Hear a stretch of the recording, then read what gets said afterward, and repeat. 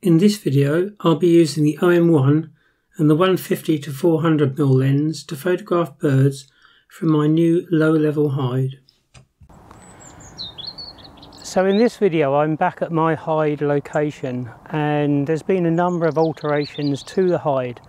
I've had this hide here for about a year or so. Fortunately, the farmer allowed me to build a wooden hide here, and although it worked very, very well, I've had a few people, friends from the club and photographic friends, who'd asked if they could come here and take pictures, but it would only take one person comfortably.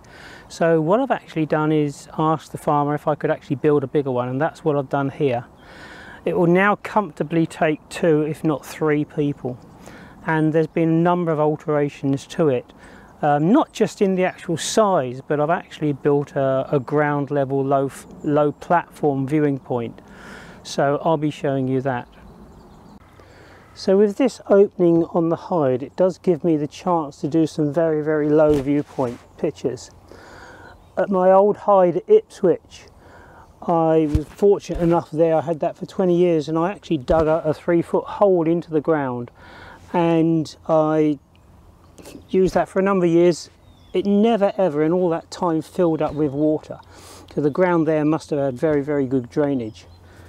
At this location the ground's quite a bit different, and if I dug a hole in the ground here and tried to actually photograph from a hole in the ground, it would fill up within a matter of days in the winter. I'd have to sit there in Wellington boots.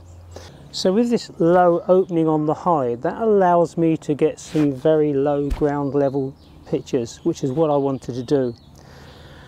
One of the problems with actually photographing at ground levels is you can actually buy these ground level hides. Mike Lane uses a Buteo hide and it's very good. The only problem with those sort of hides is that when you lie down and you're photographing, you're looking through the viewfinder, they can get quite uncomfortable. I can only manage about 20 minutes or so before my neck hurts, my back hurts, shoulders hurt and that sort of thing.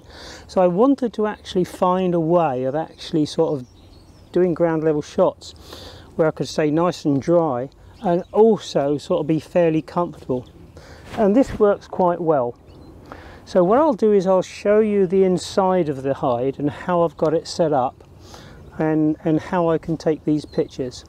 So here I'm sitting on the ground. It's a nice solid floor and I can sit in here in comfort. So what I do is I've made this little platform, and that will go over my legs, and I then put a beanbag here, and the 150 to 400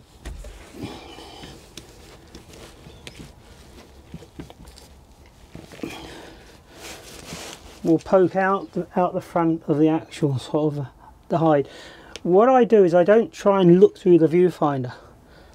What I do is I compose using the flip out screen, and that's one of the big advantages of a camera where you've got an articulated screen, so you can just get in focus. Now just above here there's actually at eye height, there's an opening there, and I can actually look through that opening and see where the birds are, so it's quite easy to move the lens to the actual area where they are.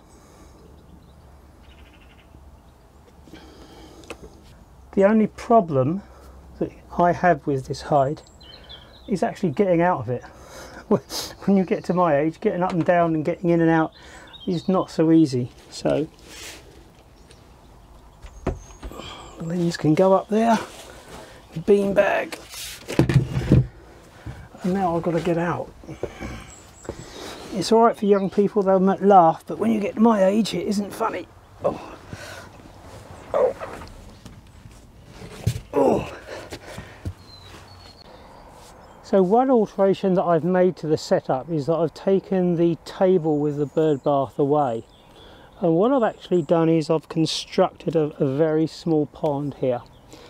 It only measures 3.5 foot by 3.5 foot, something 4 foot, something like that, and that edge is slightly higher, the ground is higher than here, so that bit I've got deeper, that's probably about 7 or 8 inches there. But this bit here is only about 2 inches, this area here, and this is where I want to be photographing the birds. And with the low level viewpoint, I can actually get some quite nice shots of them, sort of with a green background. Some birds like coming to a bird table, bath, but a lot of birds like to drink and bathe at ground level. So that's what really this is about, and I'll see how it goes. There's certainly been quite a few birds coming to it.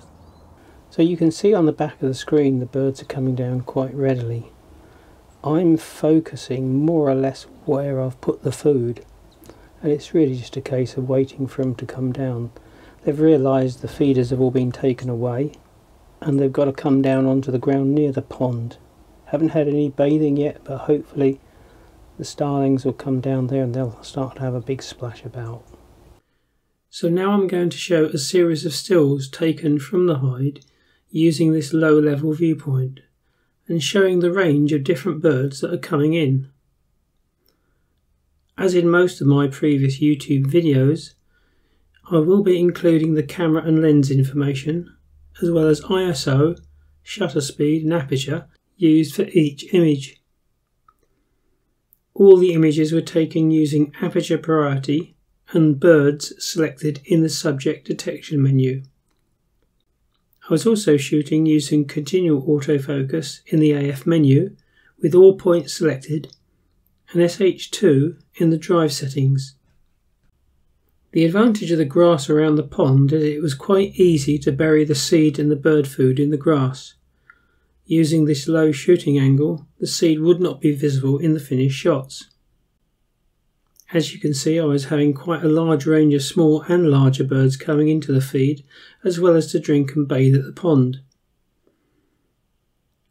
Although the main reason I wanted to enlarge the hide was so that it would comfortably take 2 people, the other reason was that it would enable me to construct this low-level viewpoint. The setup is in an orchard, and when it gets really cold in the winter, they do get redwings and fieldfares coming in for the fallen apples. These birds can look especially good from a low-level aspect, so fingers crossed we may get a hard winter and maybe even some snow. Even though it will be quite cold outside the hide, I should remain relatively warm and comfortable inside the wooden hide. Canvas hides can get very cold in the winter, as I had previously found out to my cost. The last 2 images were taken of birds as they take off, either from the grass or the pond. Using ProCap SH2, photographing birds as they take flight is relatively easy. One problem that I encountered with photographing them as they took off from the grass is they would often have bird seed in their beak, which spoilt the image. I found it was far better to photograph them as they took off from the pond, because then the beaks would be empty. As well as the smaller birds, I also had larger birds coming in. This magpie came down, although because the low level opening is still relatively new, it seemed quite nervous. This male pheasant came quite close, too close in fact, because I could not get its tail feathers in, even though I had zoomed back to 150mm. I then decided to go in for a tight headshot.